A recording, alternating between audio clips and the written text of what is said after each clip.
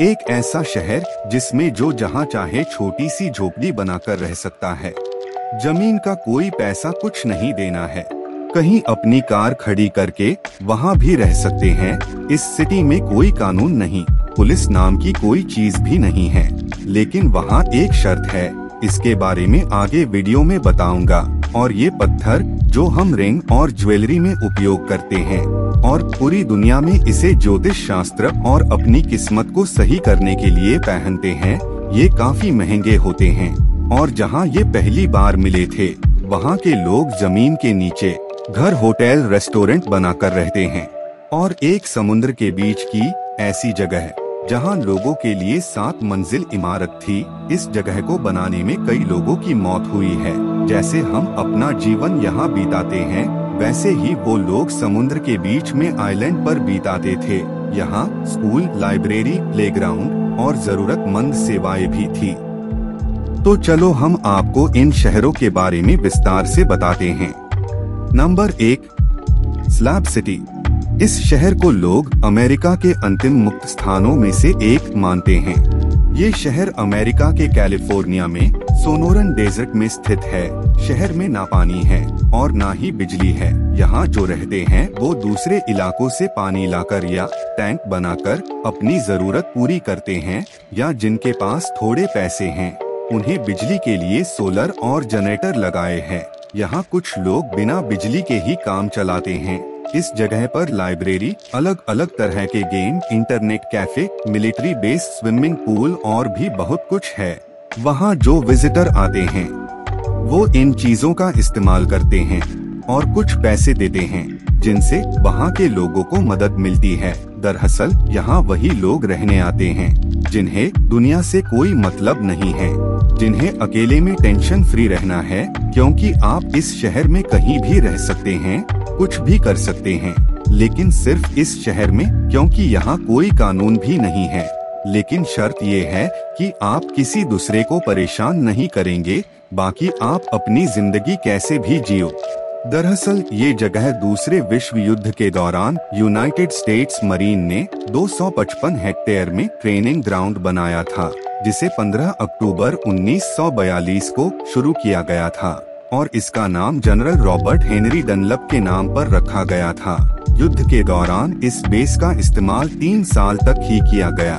उसके बाद सैनिक इसका उपयोग बहुत कम करने लगे। 1956 तक सभी इमारतों को बंद कर दिया गया, लेकिन स्लैब बने रहे। रक्षा विभाग द्वारा कैलिफोर्निया राज्य को भूमि देने का दावा त्याग पत्र जारी किया गया, क्योंकि यह निर्धारित किया गया था कि भूमि की अब आवश्यकता नहीं है। लियोनार्ड नाइट, एक शुरुआती निवासी जिन्होंने स्लैब सिटी के पास साल्वेशन माउंटेन आर्ट बनाया था, कहा जाता है कि यहाँ रहने वालों की जनसंख्या गर्मी में 150 से 200 तक होती है और सर्दी में 4000 तक पहुँच जाती है। Number 2, Cooper paddy. Cooper paddy वाली जगह की स्थापना 1915 में हुई थी। यहाँ सबसे ज्यादा ओपल पाए जाते हैं, जिसे हम रत्न कहते हैं। इन ओपल को ज्वेलरी, अंगूठी और ज्योतिष शास्त्र के रूप में बहुत प्रयोग किया जाता है। लोगों का मानना है कि इससे राशि में होने वाले कामों में बदलाव आता है, बिगड़े काम बन जाते हैं। कूबर पैडी दक्षिण ऑस्ट्रेलिया का एक शहर है। इस शहर को कभी कभी दुनिया की ओपल राजधानी के रूप में भी जाना जाता है, क्योंकि वहाँ खनन किए जाने वाले कीमती ओपल की मात्रा बहुत अधिक है। इस जगह पर दुनिया के सबसे ज्यादा खुदाई करने वाले उपकरण प्रयोग किए जाते हैं, क्योंकि दुनिया में सबसे ज्यादा ओपल यही पाए जाते हैं। इस जगह के अधिकांश लोग जमीन के नीचे अपना घर बनाकर रहते हैं। यह रेतीला इलाका होने के कारण यहाँ पेड़ पौधे भी कम होते हैं, जिसके कारण यहाँ बहुत गर्मी होती है।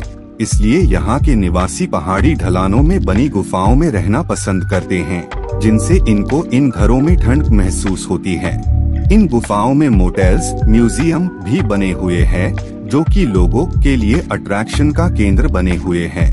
सन 2021 में यहाँ की जनसंख्या 1566 थी। Number 3, Hashima island. कभी इस द्वीप पर कोयले ही कोयले हुआ करते थे। हाशिमा द्वीप दक्षिणी जापान के नागासाकी शहर से लगभग 15 किलोमीटर दूर समुद्र में स्थित है। इसके चारों तरफ पानी ही पानी है। इस द्वीप पर कोयला पहली बार 1810 के आसपास खोजा गया था। फिर मित्सुबिशी गोसी कैशा नाम के एक आदमी ने 1890 में इस हाशिमा आइसलैंड को खरीद लिया और समुद्र के नीचे की खदानों से कोयला निकालना शुरू किया। फिर 26 साल बाद 1916 में यहाँ के वर्कर्स की बढ़ती जनसंख्या के कारण जापान की पहली बड़ी रीइंफोर्स्ड कंक्रीट इमारत का निर्माण किया।